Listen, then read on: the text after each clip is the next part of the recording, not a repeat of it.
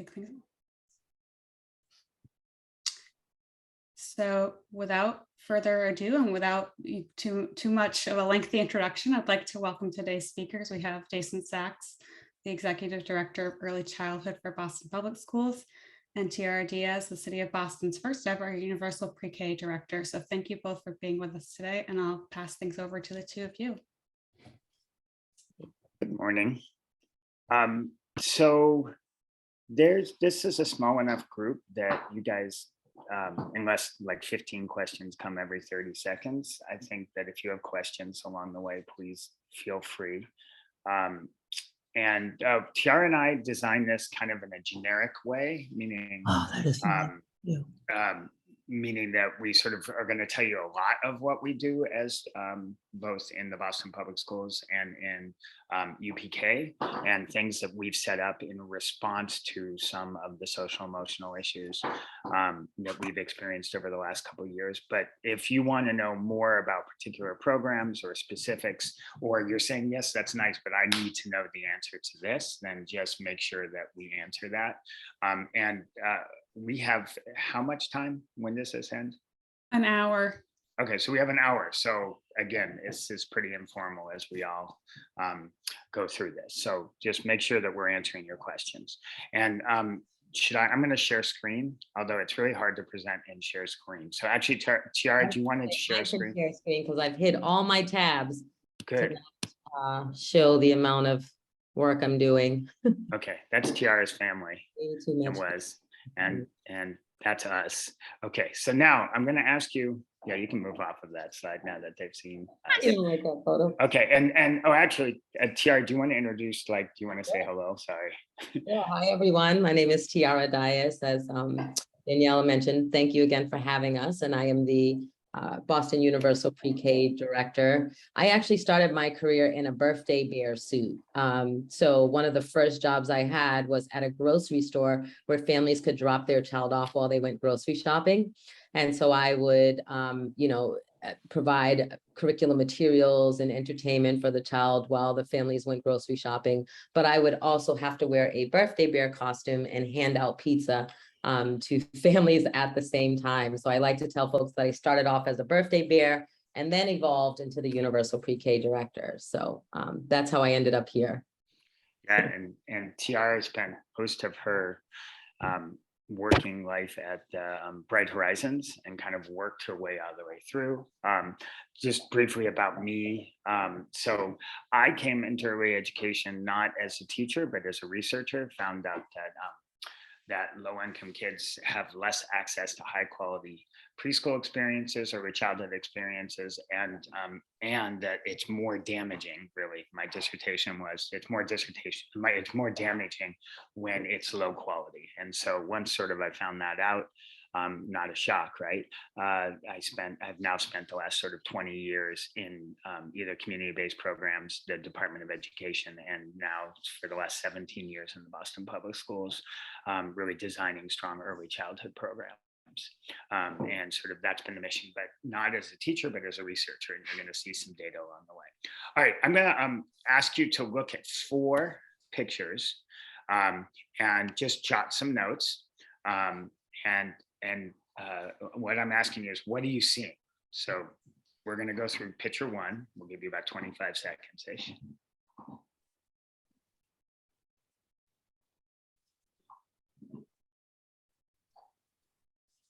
All right, next picture. Sorry, I suck at downloading pictures, and I was doing it this morning, but.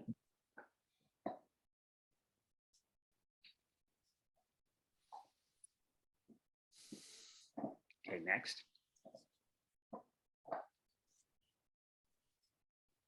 That's from a whale. That's I think it's for getting krill.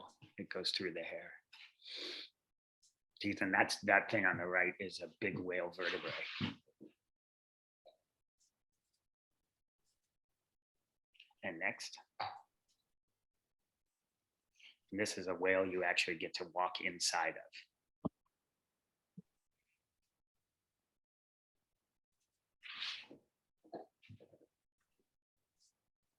Okay, So now, before we go, I just want to hear from you all, like, what did you see?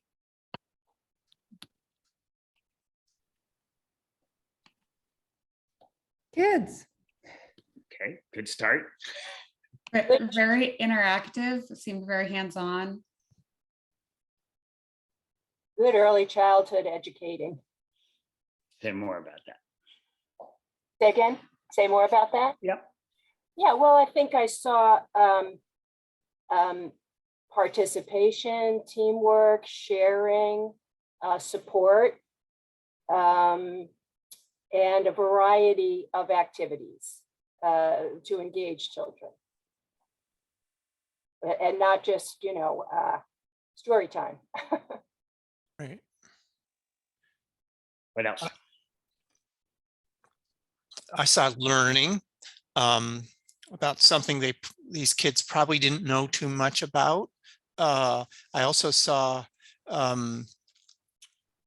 intense group activity, working with peers at an early age. And in the chat, Katrina points out, it looks like hands-on collaborative learning, children and adults engaged. And I also noticed, someone holding a child's hand and kind of encouraging them. Yeah, that child was not having any of it. Really wanted to go in, but was so scared to go inside. Anything else? What about materials? What did you see in the materials? Messy, like the first thing, it looked kind of gooey and like something you wouldn't want to touch necessarily. Unless you're a 4-year-old. Oh, those are all things that 4-year-olds would really want to touch, except maybe the giant whale. That you get to climb inside. Yes. What about organization of materials?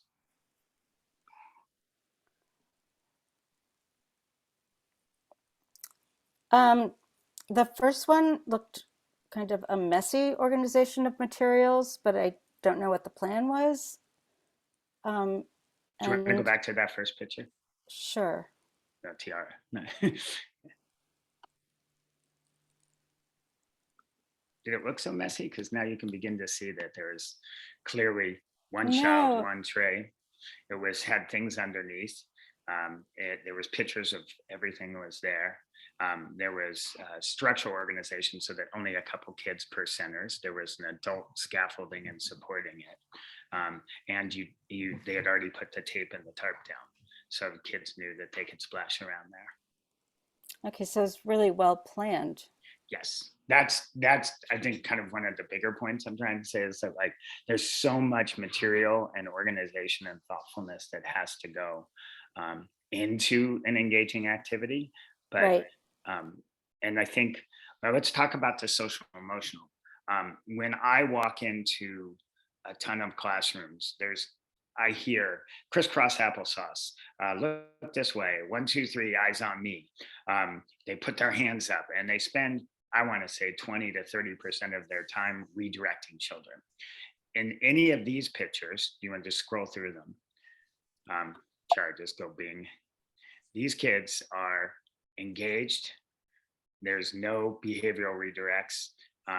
There's fear, right? I'm not lying, but the whole idea here is a lot of good. Sorry, speaking of, my dogs are barking. There's an underlying organization that then keeps kids so engaged that there's very little behavioral redirects. And kids with social emotional issues, experiencing trauma, the brain is so designed to learn that they are super engaged. And just so you know what this is, you can get off of the pictures or leave it, it doesn't matter. We do a summer school program in the Boston Public Schools. It was funny, somewhere, I don't know, 5 years or 7 years ago, I realized that, hey, all we do is identify kids for summer school who failed the MCAS. And I thought, well, that's not a very smart idea. We should do early intervention and we should do it during the summer. and we should do it for kids before they fail the MCAS. And so Carol Johnson took Title I money, and we got about 250,000, and now we've kept that, and we serve about 500 kids. We started serving about 500 kids in 4 sites. And then there's another program in the Boston Public School called Fifth Quarter, and what we do is we give them our curriculum. It's a thematic project-based curriculum, and it's pre-K through second. And so some of the Fifth Quarter partners, now we do the professional development and training for them. And then also now, because of preschool, which you're going to learn about Universal Preschool, we've been able to partner with our preschool programs, and they're using our summer curriculum. So it's a good example of how having a resource, how a public school can then begin to leverage other programming. And we buy most of the materials, and we kit it. We make kits for every teacher and every child, and then we distribute them to the program, and we provide Century the professional development, and it's a 5-week program. We also have found, again, through data, that in community-based programs, there's not a lot of teaching that goes on. There's not a lot of instruction that goes on. And certainly in the public schools, was no instruction for early childhood. And again, it's summer, so it's fun projects. Kids are learning how to ride bikes. This particular field trip, they're learning about life cycles and animals and the environment. And so that's one. I had the kids who were at the table, it's forces. And so they're learning how to make bikes. And so they're learning about forces and collision and stuff like that. And so that was a thing on movement, and they had beautiful materials to go through that. So both of those were field trips connected to a larger theme, which do have read alouds. We do have organizing books that fit into projects, but I'll talk more about that. Okay, before we go into that, any parting questions or thoughts that this is bringing up for you before we move on to our department?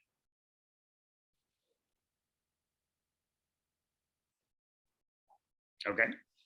All right, so does someone want to read this? Vision.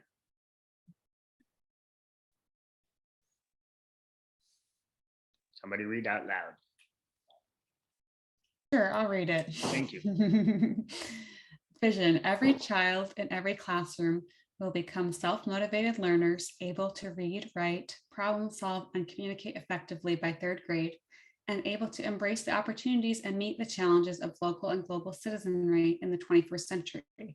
All children are recognized as individuals, critical thinkers, and multidimensional learners with robust identities, cultures, and perspectives, and as active agents in achieving their potential. So this is the vision of our department. And, in Massachusetts, everybody can write smart things. But I think the reason I'm sharing this with you is the multidimensional learners with robust identities, cultures, and perspectives, and active agents in achieving their potential. And so that really is what guides a lot of our curriculum work. And so you'll see pieces of that as I'm talking. But again, if you want to go more into the curriculum later on, I can show you that. Okay, the next slide, Tiara. So then our job is to, someone please read the mission.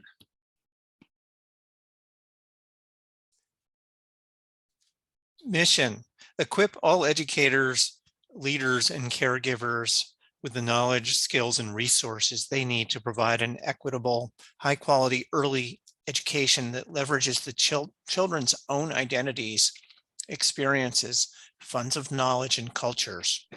By developing strong learning partnerships with children, families, and communities, and by effectively implementing the tools and protocols to stretch children's skills and thinking, educators will empower children to be active agents in their own learning. Okay, so that's our vision and mission.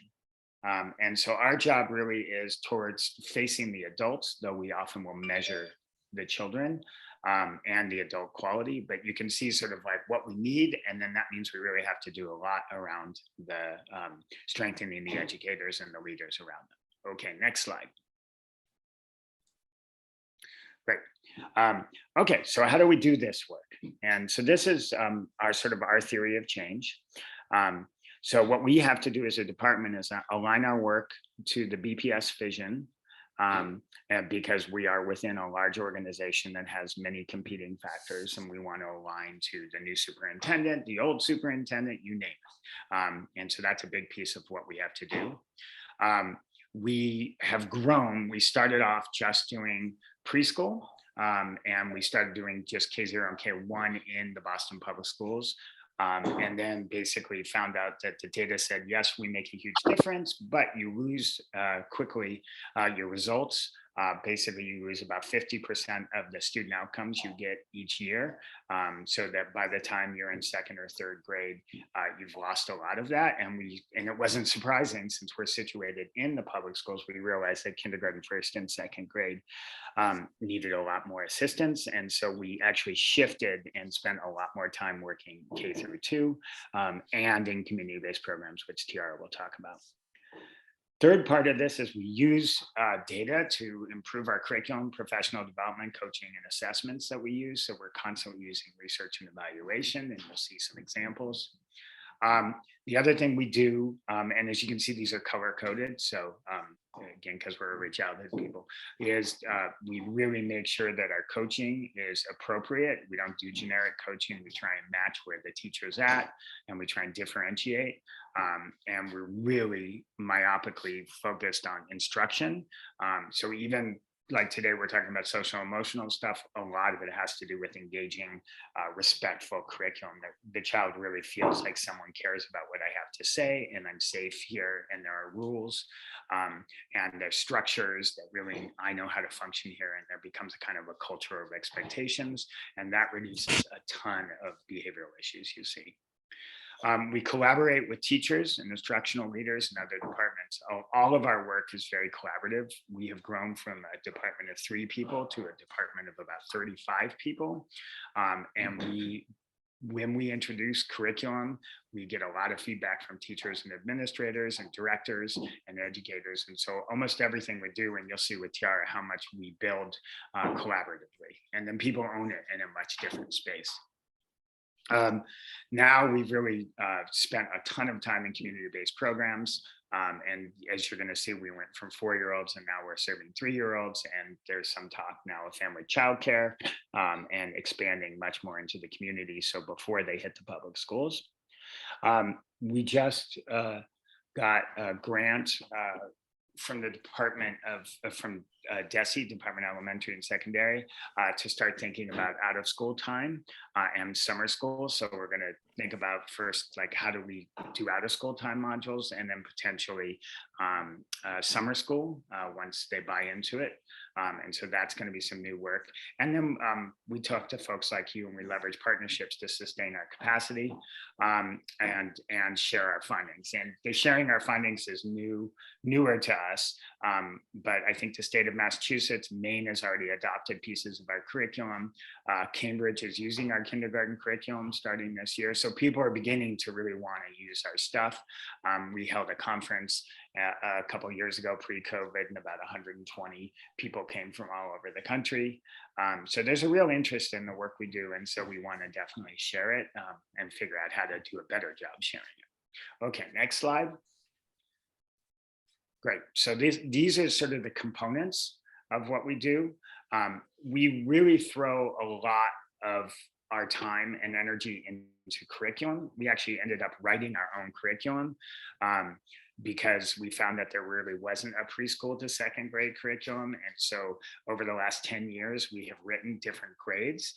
We will be revising our preschool curriculum starting next year, but it is a holistic curriculum that's accessible to anybody who wants it on the web. And we do professional development for teachers. And so that's sort of the engine. We changed through a curriculum, and it's called the Focus curriculum.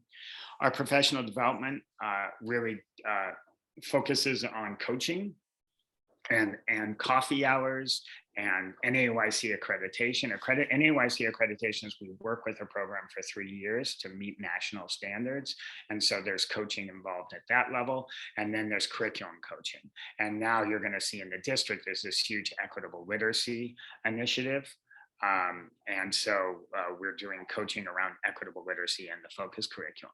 And so that's kind of our professional development. And traditionally, it's usually like 5 days of stand and deliver interaction over the course of the year, and then coaching visits when we're at full capacity. It's usually twice a month, but we're not at full capacity because once we got out of the preschool business, we had to figure out ways to do coaching for the entire district, and so that made it harder. But in the community-based programs, I believe it's twice a month, and it's around 10 programs. But Tiara can answer that for the coaching.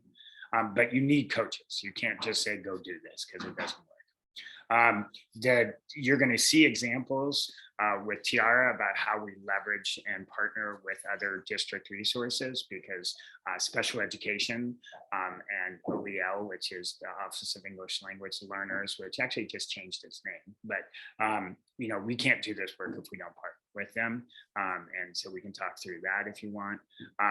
Again, you can see supporting families. Families need just more than the school day. So out of school time, summer school, UPK are all ways that we've tried to engage. And then we are going to, in the next couple of years, really explore what it means to engage families deeper. And so we used to just do Countdown to Kindergarten and Home Links, which is our curriculum going home. And but now we're going to really think about what does it mean to have families actively involved. And so 2 years ago, we started a stronger family engagement process through the Universal Pre-K program. And so Tiara can talk more about that. And then partnerships is folks like you. The other thing is we partnered with a bunch of researchers. We've had some researchers who've been doing work with us for years. And so we got a $4 million IES grant, Institute of Educational Sciences, and we did a longitudinal study to which I'm 2 slides away from showing you data. Next slide. Thank you, Tiara. You're paying attention. And yep. Did someone want to say something, or we're good? No, you're good. Okay, I'm almost done with this part and happy to. Okay, so again, I don't really need you to understand like the components, but all I would really want to say is like we then turn this into numbers and work plans, and we have a pretty efficient way of getting work done, which has a master work plan where everybody knows their full-time equivalent and what they need to deliver on, and then we set 1 to 3 to 5 year benchmarks. But I wanted to know, like, every one of these things has a strategy, and then these strategies have clear deliverables. Okay, and then the final slide, I think for me, is well, there are 2 slides here. Yeah. Okay, pause. So what you're looking at is two measures. One is language, which is vocabulary, and the other is math. And the Woodcock-Johnson needs a parenthesis on the other side of that, I see. And so these are 2 common measures that we've used for child outcomes with our longitudinal partners, and we've been doing this for a while now, using these common measures so that we can see how kids will do. And vocabulary is really critical because vocabulary for young kids keeps growing, and it turns into a lexicon that turns into something that is a concept. So conceptual development is dependent on vocabulary. And so there are some measures that are like letters in the alphabet. Once you learn them, you're done. And so those are what we call constrained skills. But vocabulary and the measures of math here are unconstrained skills. They continue to grow because you're applying logic in the math side. And what you see here is that when children experience an aligned curriculum, pre-K to 1st grade, they do much better in math and vocabulary. When they do not have an aligned experience, they don't. So any questions on this slide before we go to that? Jason, I'm Yeah. curious if these vocabulary and math outcomes have any correlation or connection to like social emotional development. Like if a student is Sure. really experiencing strong development in these, do we see that reflected elsewhere? Yes. So we have two measures also on here: executive functioning and self-regulation, and a high quality preschool experience is associated with that. In this, we didn't do the executive functioning and self-regulation because the outcomes are, so like these are really strong, meaning like 0.6, 0.5 effect size, meaning you're really talking about a large gain.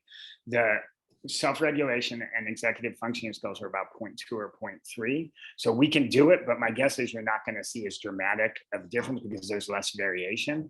But yes, high quality preschool engaging experiences helps the child think about thinking and control themselves.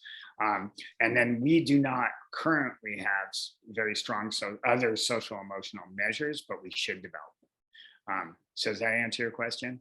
Yes, thank you. Okay, so now what you have to see here also is, no, go back, don't go there yet, we'll go there in a sec, is that not every child is experiencing an aligned experience, even though we have this great department with an awesome mission, and we spent millions of dollars, and charismatic Tiara and charismatic Jason, you still are not creating these experiences, in part because the Boston Public Schools is an autonomous school district, and in part because getting high quality instruction is a really hard thing to do, and it takes a lot of investment in time and energy. And we've been at it for 16 years. And what you're also going to see, unfortunately, is that kids who are Black and Latin experience less aligned experience than white children, white and Asian children do in the Boston Public Schools, because there's a relationship between who the kids are, what their zip code is, and the quality of their school. And so you see that embedded in here. But the next slide says, now we can go to the next slide. When you get it, and the child, a Black or a Latin child experiences it, an aligned experience, you can actually close the achievement gap. You can change the slope and trajectory of a Black and Latin student, so that if you take that solid black line up there and the solid blue line, you see that that gap is narrowing. And so the magic or the secret sauce in really closing the achievement gap is not only, you can hit escape or you can stay on this slide, but I guess I want to see people's faces. So give me a sec. Okay, now I can see people's faces. Not only do you have to have a high quality experience, you've got to really make sure that systems and structures are aligned across a school district in order to close the achievement gap. But if you do, you actually can make a dent in the distance between Black and Latin students and get them performing in very productive and constructive ways. But you have to stay, again, focused on instruction and really working with educators and leaders. And even with all these resources in the brilliant Boston Public Schools, or the one that gets slammed all the time, somewhere in between is the truth. This is, you can make a difference. So I think that is me. And we can transition to Tiara, but I don't know if you want to like pause and have a couple questions. And then. Hi, Jason. I did have a question. And you talked about it a little bit, but I'm just curious, could you talk a little bit more about, high alignment versus low alignment and how you define alignment? Yeah. So yes, that's a great question. So part of this longitudinal study, we developed something called a fidelity tool. And the fidelity tool basically is the components of the curriculum. And so introduction to centers, it's supposed to take between 5 and 8 minutes. And one center is supposed to be introduced and explained. And then so we measure whether or not the teacher introduced the centers in that 5 to 8 minutes the way we do. And there's a fidelity to the curriculum, and then there's a quality of the actual implementation. Or they'll do a read aloud, and then we actually measure whether or not they did the read aloud correctly and what level of quality. And it's on a 5-point scale, and it's a 70-page tool, I think, with all the components of the curriculum, so that we really are saying what the teacher is doing it and how well. It's adherence and not fidelity. It's adherence and quality, and it's a 5-point scale. And then what was great is, as a staff, we developed it with the researchers, but then it got us sort of all on the same page of what the instruction should look like. And Tiara may or may not talk about it, but we use it in the community-based programs as a way of whether or not we're going to continue to fund a program and what level of coaching they need. And in the public schools, we want to develop a version of that as well. So, but the fidelity measures have been done all the way through 2nd grade. And we want to turn that into a tool. but and it's actually more predictive of outcomes than the class. I don't know if you guys know what the class is, but the class is sort of the field's version of measuring classroom instruction. And we found that this is actually more predictive. And it's now allowing us to learn more about which instructional practices produce some of these outcomes. Other questions? Yeah, I see Katrina, you have your hand up. I do. I actually have, first of all, thank you for the information. I definitely want to follow up because there are a small group who is I had a meeting who was talking about this, and I think it could be really helpful for them. My question might be obvious, the first one, and the second one, maybe not so much. So when I'm looking at the graph that you have on the screen right now, you have high alignment for white students, as well as high alignment for Black and Latin students. That makes a lot of sense. Can you, that computes in terms of the discrepancies and being able to lessen the achievement gap. What in your research, and as a response to what you have found in your research in terms of BPS, what are you attributing even though there's mixed alignment for white counterparts, and I might not be saying this right. No, you're saying it right. And there's low alignment, the outcomes are significantly different from the Black and Latino populations. Why is that? So there's two things. First, poverty. How are you defining poverty? Right. So in this definition, it's reduced. Well, this is actually just race, but in other aspects of our research, we've looked at free and reduced lunch as the definition. I want to say it's 150% of the state. The federal poverty line is the definition for that, and then they get free and reduced lunch, and so we use that as a marker. And what we've commonly seen when we look at just basic vocabulary scores between Black and white students, or Black Latin versus white students, is about a 10 to 15% difference in vocabulary scores prior to entering into the public schools. And then that same difference has been maintained throughout. So if you measure third graders, fifth graders, ninth graders, and almost any kind of normative scale, you're going to see children who experience more poverty, less maternal education, and other social economic factors like lack of food and food insecurity, et cetera. All of that will create a gap between in this case, unfortunately, it's Black and white, or Black, Latin, and white students. And also the other part of kind of, I don't know if it's criminal, but the part of the tragedy is that they also have, Black and Latin students have access to less quality schools for reasons that are, in part public schools don't distribute money even equally. The teachers create some schools they want to work in and will stay, and other schools have higher teacher turnover, higher principal turnover, children who are experiencing more trauma, more students with disabilities. So the schools themselves are not equal. And I do think in part principal leadership and staying support is really an important piece. But what you're saying is what we see in the Boston Public Schools is no two schools are alike, and white and Asian students seem to have access to schools that are more have more bandwidth capacity. We often struggle with that word, to deliver an aligned experience. And so just by nature of who you are, you have better chance of having access to an aligned experience. The good news is when you do have an aligned experience, it does make a difference. And so we as a department really try and target our resources and energy towards schools where we think there's the most challenges. But again, those schools are harder to get the alignment, in part because there's more turnover and less principal buy-in and relationship building. But in Boston, we at least are making it happen and can prove that kids can do really well as long as you have all the, go back to those 4 pictures, engaging instructional materials that, are supported and organized, et cetera, et cetera. So does that answer your question?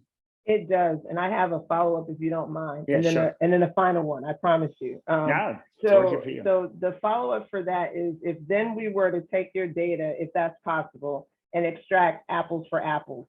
Yep. So if you had Black and Latin kids who were not in their descriptives, they did not meet our the way we're operationally defining Sure. kids at the poverty line, would they be would that look the same?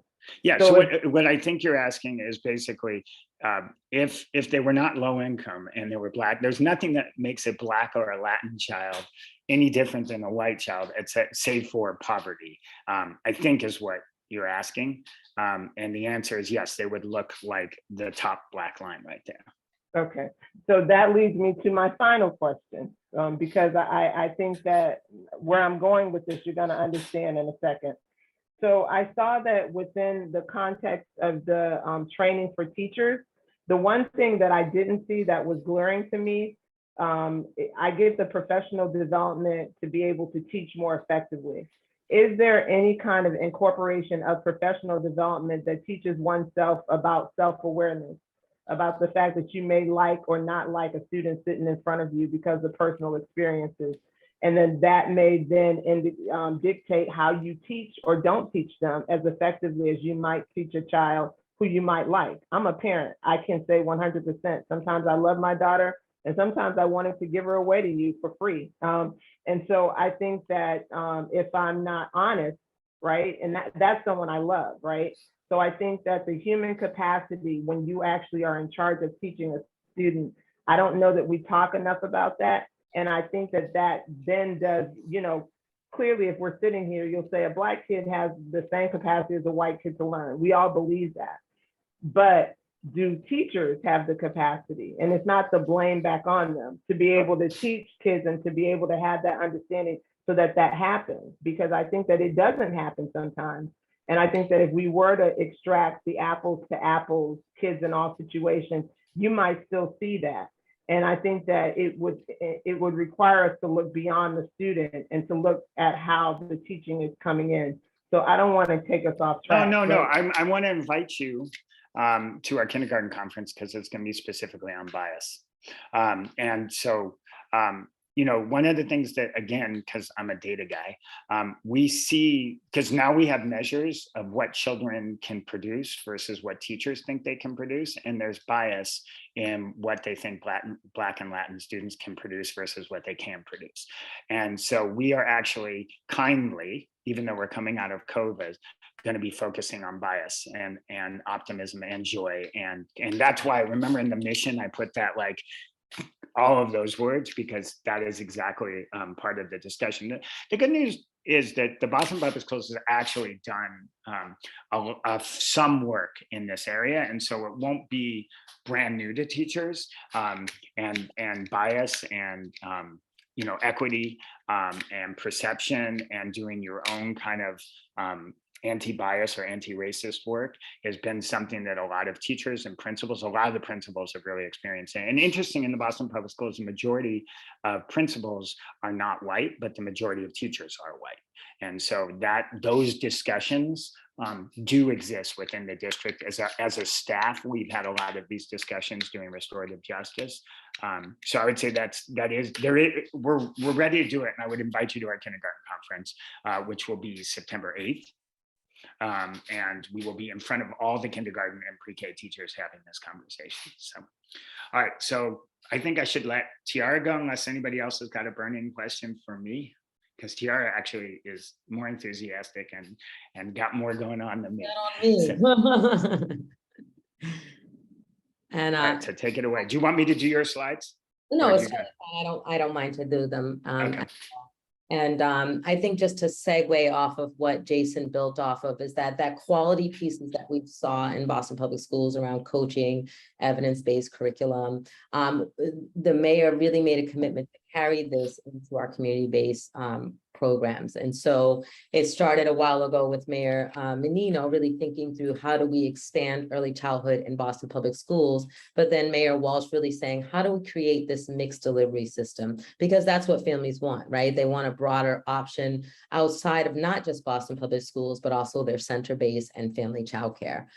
So universal pre-K really stemmed out of this idea of ensuring that we can expand the high quality into our community-based settings. And so Jason already talked about how quality is defined when we talk about curriculum. For universal pre-K, we expand on that. And so, you know, for example, with family engagement, we have a family council that is part of the shared governance and helps to make decisions about policies that are created in universal pre-K. We ensure that the teachers are paid a salary that is aligned with Boston Public School teachers. So our teachers are coming in at 58, 59 as they would at Boston Public Schools, and they're receiving that same coaching and professional development that a Boston Public School teacher would receive. And in fact, we're creating these professional learning communities where they're learning together. But it also includes, when we talk about quality, a connection to their next educational experience. And so, you know, we have systems in place, including an enrollment system and a connector system that ensures that that child has that consistent high quality experience across 3 years. And so 3 years old, 4 years old, and then going into Boston Public Schools. And the goal is, again, around not just closing the seat gap, but focusing on quality. And there's a lot of states that are focused on building universal pre-K. And I like to say that our focus is no wrong door. So we believe whether you're choosing a family childcare, a community-based, or Boston Public Schools, you're going to have that same high quality experience. And so this is just a quick snapshot of what universal pre-K looks like, which does include Boston Public Schools. And so we serve a little bit over 2,500 non-special education 4-year-olds in Boston Public Schools, in addition to 880 3-year-olds, which we define as K0.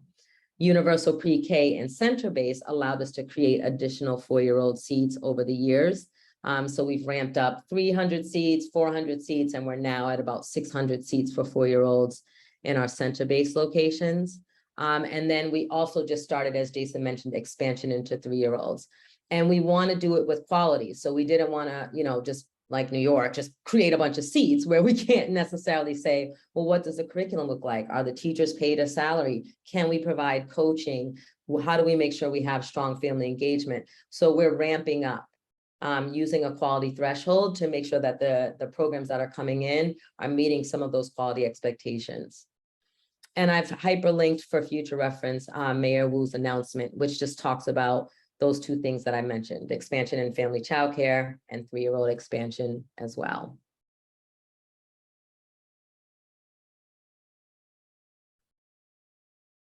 So building off of the strong practices within Boston Public Schools, universal pre-K really wanted to think through ways that we can continue to enhance supports for center-based. One inequity that we identified immediately is that obviously if you are a Boston Public Schools, you have access to things like special education supports and transition supports and you know, maybe a teacher path or career path. And so we wanted to make sure we could expand those into our center base. I've talked a little bit already about ensuring that the child has priority, moving from one center into the BPS school. So that's one thing that we did. But it also includes a team of special education, both liaisons as well as school psychologists, family partners, social workers, behavior health specialists that work with our families directly in their programs and in the classrooms to provide those supports. So that when we say that there's no wrong door, there really isn't. That there is an opportunity and space for families to receive the direct services in their classrooms. It also includes enough money for the providers to sustain their work, right? And so whether they are serving children or not, they have to keep their lights on. They need to pay their teachers their salaries. And so we have come up with a per classroom funding formula. So regardless if the child is there, all of those quality elements can be met. And in addition to that, to address any social economic challenge that a program or a neighborhood is facing, they can also apply for what we call the equity fund. So a Horizons for Homeless can say, we serve a large homeless population and need to provide transportation. Universal Pre-K would provide additional funding. They could say, we at Viet AIDS serve a large Vietnamese population and want to transadapt our curriculum both in the classroom and at home, and we provide additional funding for that. So it's not just about like ensuring that we have the funding for a classroom, but also thinking specifically about the program, the neighborhood, the child, the family, and what they may need to provide that additional funding. We provide citywide professional development, credit-bearing courses. We partner with like UMass Boston to ensure that as we're building careers, right? We're building educators who want to stay with us by offering them a pathway towards whether it's to become a teacher or a director, that we're creating a pathway for them to stay with us and as well as grow in any leadership position that they're interested in. So those are just some of the ways that we really try to build on the additional support and not just say it's about access, but it's also about quality. And I just wanted to briefly highlight for you, which is hyperlinked, kind of the ways that we do that. And so if you're a provider coming on board, we just need you to be in a place where you're willing to use our curriculum for you to be on board with us, for us to fund you. And then we spend our time really working you through these quality pathways so that you meet that level of quality that is expected under UPK. Any questions at all about the universal pre-K model? I'm just wondering if there's a ratio, like how many children per teacher? Right. So the state requires a 1-to-10 ratio. Fortunately, with universal pre-K funding, you'll find that the majority of our UPK classrooms actually have 3 teachers, so the 20 children. It's better than in the Boston Public Schools where we're 22-2.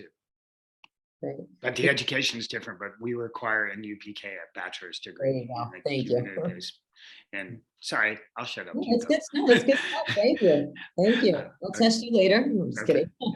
But it's BA and master's in the public schools. You have to get a master's within 5 years. In the community-based program, it's a BA.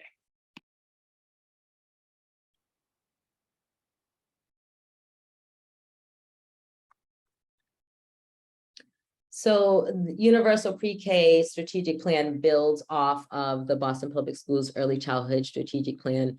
As you can see, we kept the same colors. And this just really highlights the goals for the upcoming year, which includes moving all of the programs from that beginning threshold to a quality expansion, really creating those sustainable practices internally so that the quality that we're talking about will be there in the absence of a coach, which we will provide for the first 3 to 5 years. But it also includes thinking through family childcare. For those of you who may be new to family childcare, it's a very different model than center-based. They typically are serving families out of their home. Their ratios are 6 children or 8 children or 10 children. And it's typically the director is also the teacher. And there's challenges with that model. It's a multi-age curriculum. It's making sure that the director is actually paying themselves. And then there's also monitoring requirements that go into that. So this first year is about working with at least 20 family childcare providers to build that model together, with the goal of us funding family childcare seats for the following year. So 2023, 24. In addition to that, we're going to keep building on that workforce development, that career pathway rather, and trying to connect with additional partners so that our providers and educators can continue to not only stay with us, but work on their degrees if they're interested. And so, for example, we have a leadership institute where the director, the teacher, and another teacher comes together for a 3-month course. And they talk about a problem of practice that will strengthen their program. So we want to continue to create opportunities like that. We have a dual language endorsement with BU. We have a mental health endorsement that's going to happen through, MSPCC as well. And that's going to be a small pilot. But then we're also thinking through things like, how do we use the Family Council to help inform what supports families need, what professional development, or rather workshops are they interested in as well? And then our family partners, as I mentioned, are part of our related services behavior health model, and that they will help families who are transitioning from one setting to the next, but may also have additional service needs that they can help that family transition. And then lastly, as part of our strategic plan, not only are we thinking about out of school time, but we're also thinking about infants and toddlers. So the children's experiences before they come to us, a lot of the programs obviously have infants and toddlers that they're serving, but how do we continue to build out the 0 to 3 resources and supports, as well as think about school readiness indicators?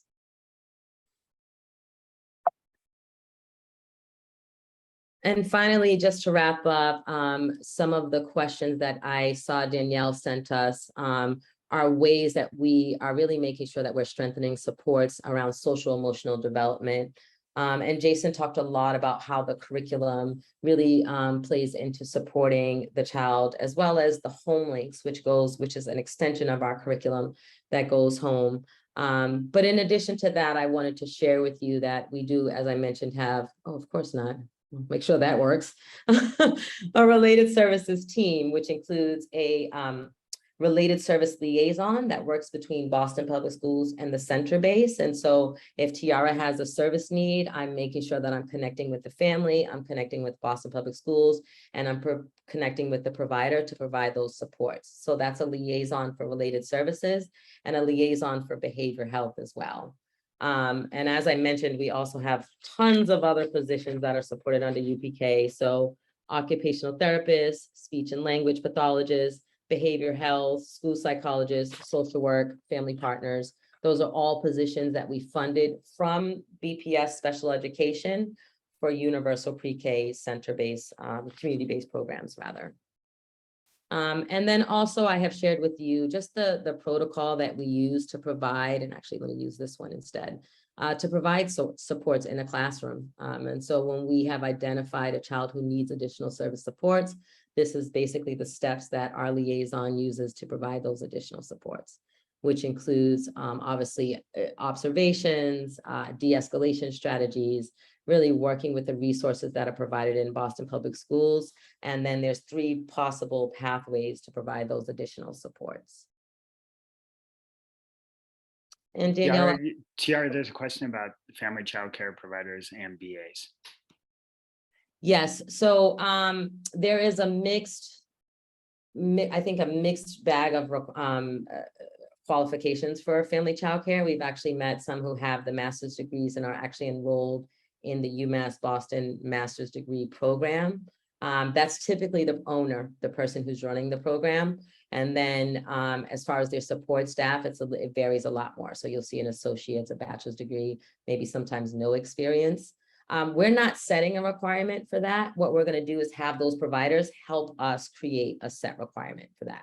So we're going to use the data collection from shared services. We're working with Children's Funding Project, as well as the new Office of Early Childhood that was created by the mayor to lead a lot of this work. So I forgot to mention that fortunately, Boston Public Schools and UPK are not doing this alone. We now have an office that the mayor has embedded called the Office of Early Childhood that looks at career development. It looks at one-stop enrollment, and it's really looking at how we support family childcare. So we'll build that model with family childcare providers. So I think that is it for me. I don't know if you have any other questions. I see we have about 5 minutes left. Thank you, Danielle. Oh, thank you both. So I'll kick things off with a quick question and then open it up for folks, for everyone else to ask. And I'm curious if either of you can speak to any increase you're seeing in learning loss or increased needs around social emotional supports or behavioral health, like you shared that little kind of diagram of crisis management. I'm wondering if that's getting used a lot more than it used to be. I mean, I think that the short answer is children came back with learning loss and a lot more trauma experience, and social emotional has definitely been there, and the teachers experienced it too, right? And but again, this is a real example of community-based providers were open and they had kids. The public schools were much more like fueled in part by a union, but at least a collective voice that said, we don't want to go back in the classroom. And DESE basically said, yes, you are going back in your classroom. So I think we're slowly up and running, but everybody experienced a fair amount of trauma. And just to give you an example, you know, if we were data collecting, there would be a lot more kids who had bathroom issues and diaper needs, and just a lot more loss. And so, again, that's why we're seeing an uptake in the summer school. In fact, there was a lot more demand for K0 than we could provide for summer school. And I think I just saw something today in the New York Times, I didn't read it, but it said like just gonna take 3 years of loss to catch up or something. And so, I don't know, but I would say that the community-based providers were much more ready to go faster, in part because they don't have unions, and in part because that's just, they have a deeper commitment. I don't mean to be offensive, but towards doing this work. I don't know, Tiara, you have any? No, I would agree. I just to reiterate the part that center-based were closed for about 8 to 12 weeks during COVID before they gradually reopened, and family childcare was probably even less. But same challenges. And so some of the professional development that we offer includes the pyramid model. It includes trauma-informed practice, culturally responsive behavior management techniques. Those were just some of the professional developments that we added on this year. Self-care for educators. Yeah, really trying to reduce the teacher turnover as well in the burnout. Thank you. Yeah, I open it up for anyone who might have a question. We have a few minutes.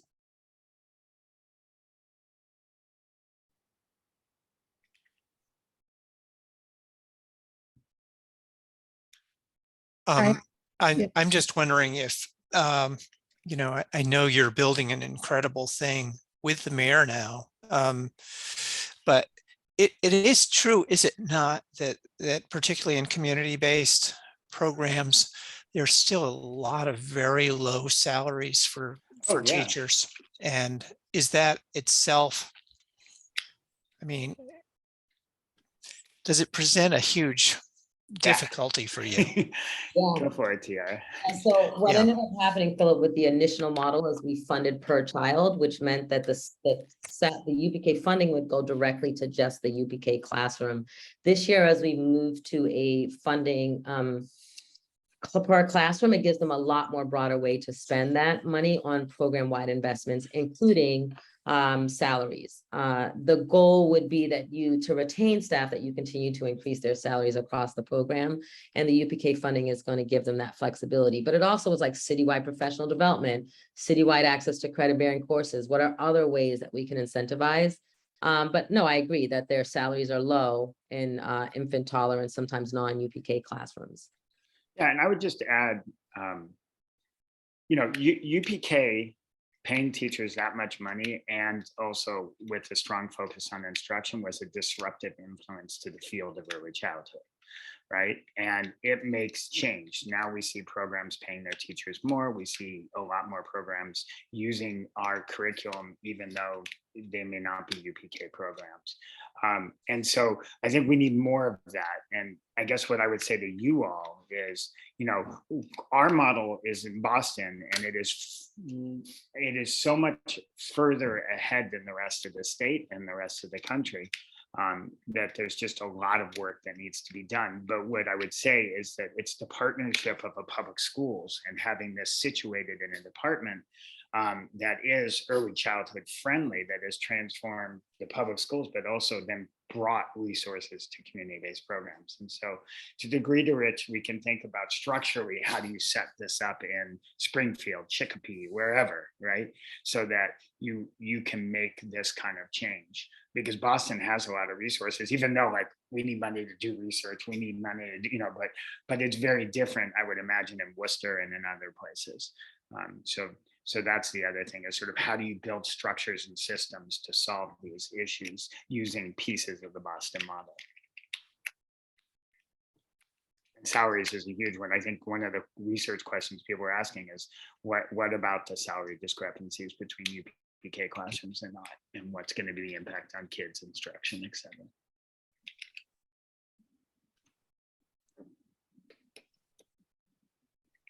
Do you have enough data about the UPK experience Yeah. going forward, Yeah, how- we do. I mean, that's, Yeah. we in 2012, we did what was called a regression discontinuity design, otherwise known as RDD. And basically it's almost an experiment, but basically it's a way of looking at kids who get into BPS K1 experience versus kids who don't.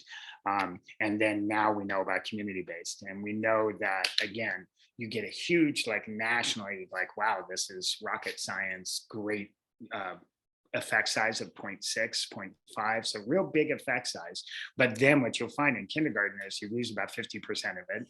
First grade, you lose another 50% of it. Second grade, so that by the time you're at third grade, you see a significant difference between kids who experience universal preschool versus those that don't, but you lose a lot. And that's why I spent all that time walking you through the alignment work, because it does make a difference, but you can kill it quickly. But there are certain skills that seem to hold on all the way through college and later in life. But those are the unconstrained skills. So the thinking, the analytical reasoning, all of those kind of good things, vocabulary, etc. But yeah, we have enough data. Boston sort of known for that.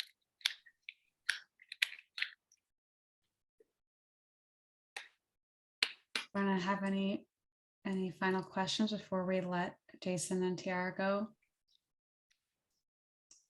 Great. Well, I want to thank you both for joining us this morning. A lot for us to think about, and great to hear of all the good work you all are doing and that the mayor is supporting. So thank you again for taking time, and I'm sure you'll be hearing from us in follow up. Yeah. Thanks for having us. Yeah. Thank you so much. Take care. Bye. Bye. Thanks.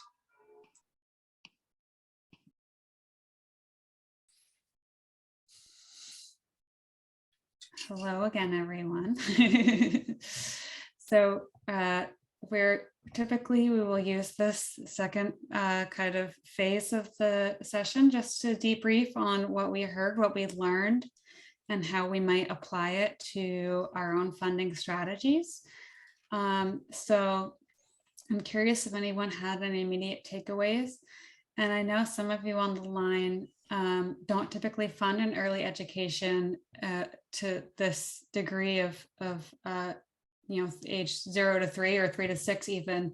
So I'm wondering if any of this, how you feel any of this might apply to your work for the later age children.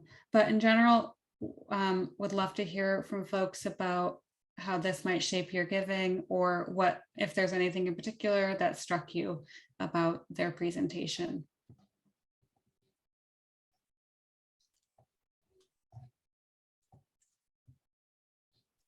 Just think, Danielle, to your question. Oh, I'm sorry, I didn't raise my hand. Well, what I was just going to say is, even if funders are looking at funding older children or older age ranges, if there's that much learning loss at the pre-K level, that's, children are just going to be, catching up and, with the potential for being held back, which is going to have an impact on emotional, social and emotional learning and behavioral health. So I think it will impact older age ranges as well. That's all I'm saying. Right. Yeah, Leslie. Yeah, so I mean, I agree. It was really, really interesting and presented very well. The part that I'd like to see it connected with, for me to understand it better, is how it moves into the older grades and how this, this learning and approach continues and what that looks like. Katrina. Yeah, so I was meeting with some grantees around that issue, and I think that what has just been articulated is what they were sharing. And so some of the kind of early childhood folks were talking to the college going folks to figure out, what happens upstream that affects downstream. it's interesting though, because their work is not focused on that. So I can completely understand that, right? So the idea is, what is the equivalent to what they do at another end of the spectrum? And I think that the challenge is, especially for funding, is that we tend to be in a place where we want to solve one problem. Nobody wants to keep coming to work every day not feeling like you're not solving a problem. So we don't look at the continuum. We look at one place or the other place. But I'm not adding anything except that what you're saying, Grant. I was talking to practitioners, and they say the same thing. And I think that for me, the issue of bias, I think, is more prominent than one might think. And I think that it's a hard thing, because how do you grapple with it? But it's a very true thing. I think that we focus on what people need to learn, but we don't focus on the humans that have to teach that. And they're humans, like, you know, you don't want to say you don't like your student. You don't want to say, but that's absolutely true. And that can happen. And if we ignore that part, it's hard, because you are putting the future of the student in the hand of that person sitting in front of them, who by nature of who they are, come with likes, dislikes, triggers, and all kinds of things that we don't necessarily address in a way that makes the person want to be honest about that and not try to, protect themselves, because that's human nature. Yeah, Mary. Yeah, Katrina, I was wondering about that when they started to talk about, children building robust identities, because certain robust identities are going to clash with, teachers' inherent biases. So how do you find that balance? Well, and one thing that is, I wouldn't know how you would measure it, but seems really a value of all of this early work is setting expectations in the teachers and in the children's, that they can excel.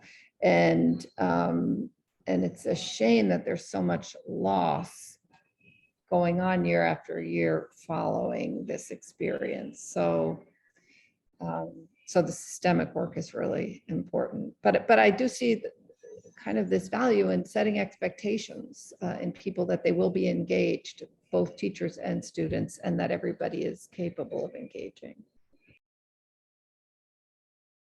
Well, I think, Katrina, you had asked the question, and one of the answers was something to the effect of they're measuring what Black and Latin students are capable of and what teachers think they're capable of, and that there's a discrepancy between that. And so, to your points, it makes me wonder how we overcome that, how we draw awareness to it and help folks move through that in a way that helps all of the children succeed. And feel comfortable in their classrooms. Like, I think to Jason's point about their mission and vision of making sure students feel empowered, they have agency. How do you do that if your teacher is expecting you to underperform and under excel? So definitely big challenges ahead for the system to work through. I do have a question for Rena, because she typed in the chat recently that she's a BPS mom and happy with her school. So I thought, oh, wow, that's a kind of an interesting anecdote, at least. Sure. Can you hear me? Yes. Okay. Sorry, I'm sorry I'm off camera. My kids have COVID, so that's, you don't need to see all the madness. Sure. What do you want? I'm happy to share. What would you like me to share? So have you been through have you been through the pre-K experience? So yeah. So my kids started preschool at a neighborhood preschool a couple days a week, and then they started at Josiah Quincy in Chinatown at K1. So they were both 4 when they started. And now my oldest is in 2nd grade and my youngest just finished K2.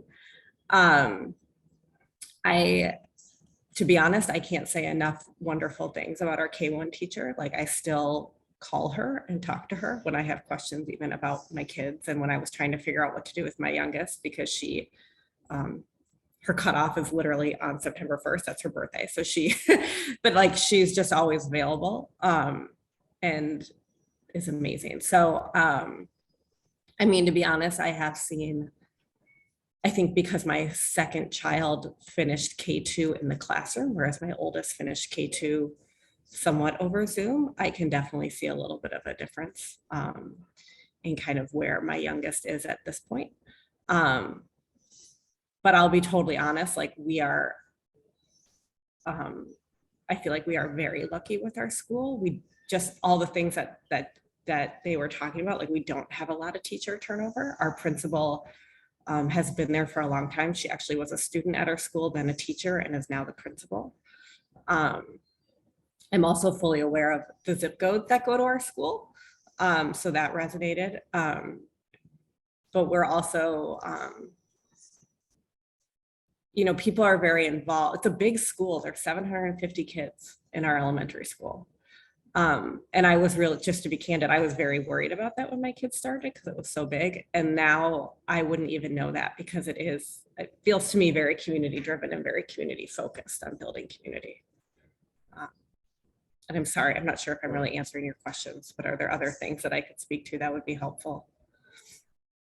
No, I think what resonates is this importance of the quality of the teacher and the supporting the teachers, because that seems to be kind of the. Yeah. And I mean, that's what, like, as they were saying, kind of the indicators they see across the district, I was like in my head kind of checking off like, oh, we have consistency. We have this, you know, I think we have a fair amount of parental involvement. I don't think it's always, you know, I think some of that, it's interesting starting there in person and then having more of the meetings over Zoom. I think we see more parents at the meetings because it is over Zoom. It makes it more accessible. Otherwise, people have to get to school at 5 o'clock at night. And they provide childcare and stuff like that. And I think, but yeah, I do think we've noticed more success when there is kind of that relationship with the teacher and having those conversations. And I do feel like our teachers make themselves very available. They'll tell you right away, like email's the best way, or here's my cell phone number, text me during the day. They'll call you if they see something going on. Again, you know, our experience is limited. We've been there a few years, but it's been overall really good. Thank you, that's great. Sure. And I guess that reminds me of something. I'm struck by the connection this has to our first Funder Community Fund on trauma and resilience, and that one of the key factors we saw for helping young people be resilient in the face of trauma was to have a steady adult relationship or mentor. And so if you have a lot of teacher turnover, you're not necessarily having that continuity and that sense of stability that young people need, especially young people now during, kind of post-COVID back to school scenario.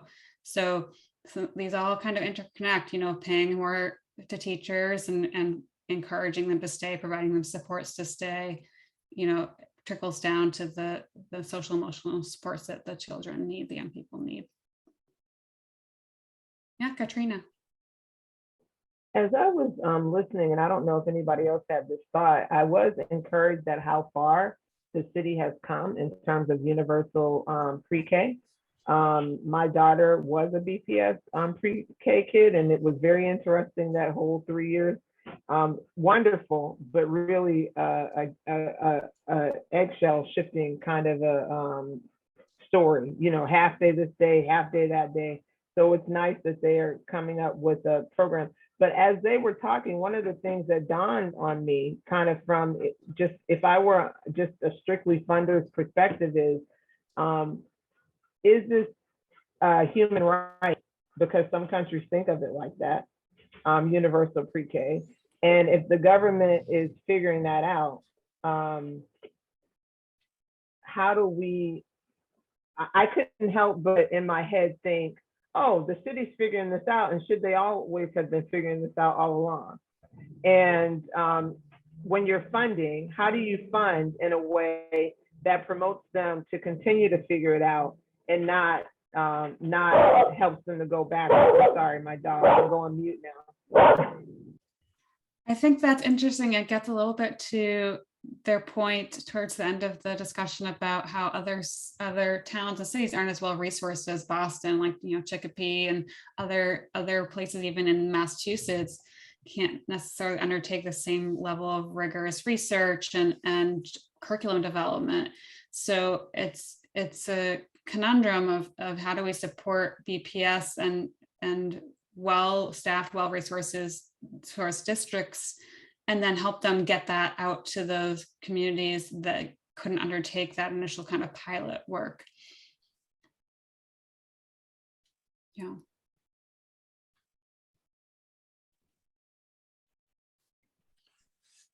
I remember when we worked on the Cox Trust, and this whole universal pre-K thing was part of the focus before Cox went out of business, and we funded universal pre-K in the state of Vermont, which has a population about the size of the city of Boston. We did the city of Boston as well, and I think we worked with Jason Sachs on that. You look at these large systems, these are just little places in America, and there are other places like Georgia and Oklahoma are much better than you'd think. But these are vast systems. And then I look at this group here and I think of, well, he wasn't exactly making a big ask here for support. And I wonder, how best to use your money in that early pre-K space. I was also struck that I was kind of expecting a story of real hardship that came out of COVID for teachers who were forced to work really with kids who were unvaccinated, so there you have the combination of low pay and actual danger. And then for children who have been disproportionately affected by things like family death or hunger, job loss, that kind of thing. Anyway, they didn't sort of talk about an extreme event that happened in these past 2 years, but I imagine it was kind of extreme. And you wonder how these kids and families are going to come out of it. Phil, that's a good point. And just from some of my conversations, and Katrina can weigh in as well, that the community-based centers did have some extreme issues and continue to, and part of it is that pay gap, because I remember when I was at Ellis, we brought on a couple of UPKs and suddenly their salaries went up 10, 15,000. And right next door, a peer teacher, a peer classroom leader was still at that same salary. So I'm still not sure if what they're doing with UPK now and the amount of money, if that will really address that. And I understand looking at focusing on the classroom as opposed to the students is one thing, but what I've heard is that at centers everyone is pitching in. They're working the front desk. They're doing everything. Administrative staff, leadership, everyone is doing that. It's incredibly hard still to hire, and that's just continuing. So UPK, this is great. What they're doing is great. They're trying to address some of these things, but it's a really big issue and continues to be. So that's one thing. And the other piece that in what they were talking about that was interesting and will be interesting to watch is the family providers that they're starting to work with. And as I recall, they said that they're going to work with 20 and then look to fund next year. But as a funder, we've kind of looked at it, but it's owned by individuals and it's just not a way. But there are some ways. The city is doing some interesting things around. They have a childcare entrepreneurship fund that they're starting to provide. I think they call it Childcare 101 or Childhood Education 101, a course that they go through to get certified. And then at the end, they get a grant to start a business, because I think this number was, when pandemic hit, the number of family care providers took a big dive. So now they're trying to bring that up. But once again, it's going to take time. And the last thing I'll say about that is that someone from the city said that there really is a growing demand amongst parents for those family childcare providers. They might be in their neighborhoods, might be just different, more culturally appropriate, many reasons to go that route. So I'm interested to see where that grows to. Yeah, I just happened to read a proposal from the nursery, which has a whole array of center-based, but then family providers that it works with. And They have a great network.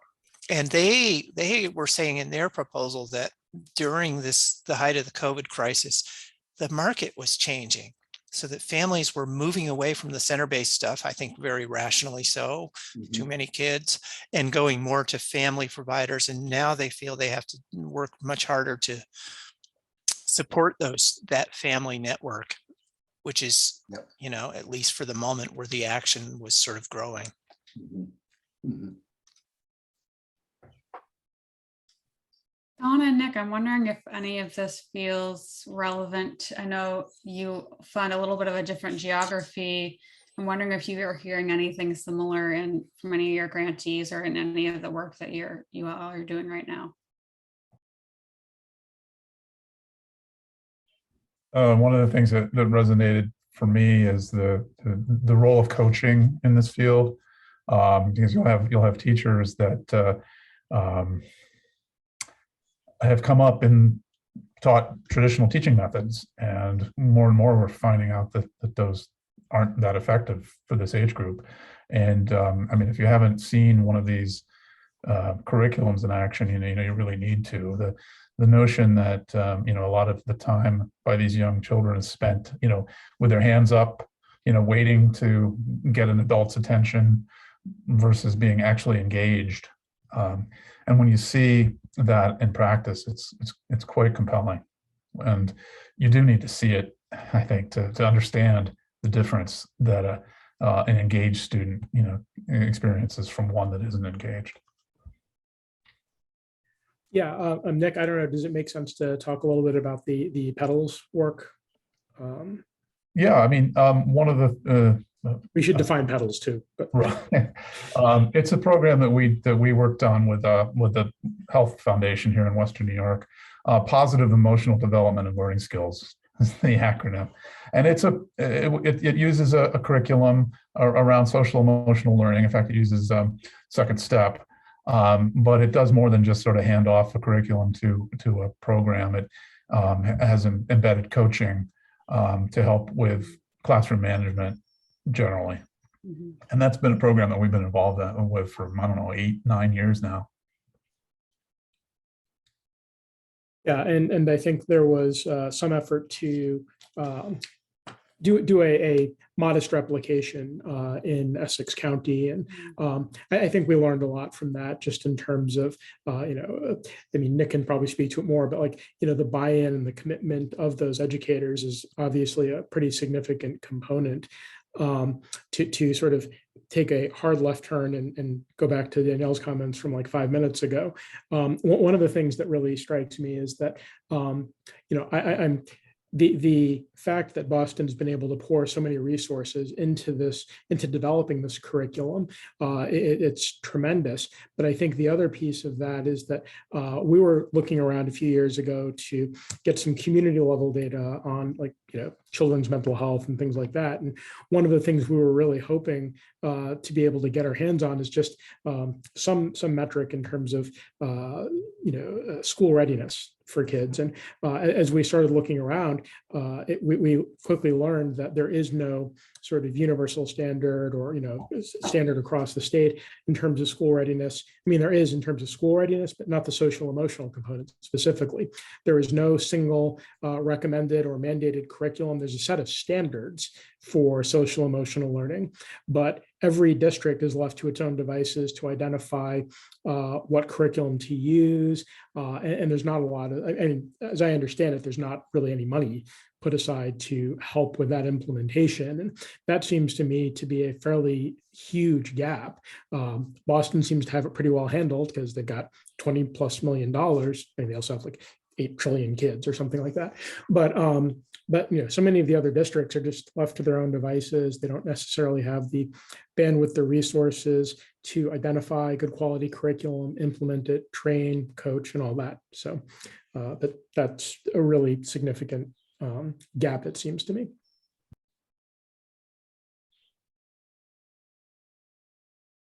Thank you both for sharing that. It sounds like a really great work that you ushered through for those past several years on the Petals program. So kudos on seeing that through.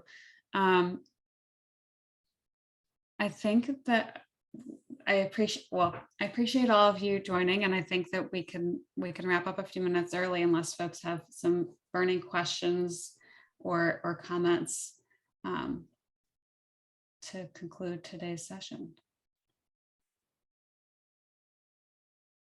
Well, thank you all for joining us, and I'll just remind you all that we will circulate the recording and the slides and contact info for both the speakers if you want to be in touch with them as well. So thank you all for being with us, and we will see you next month for the third session.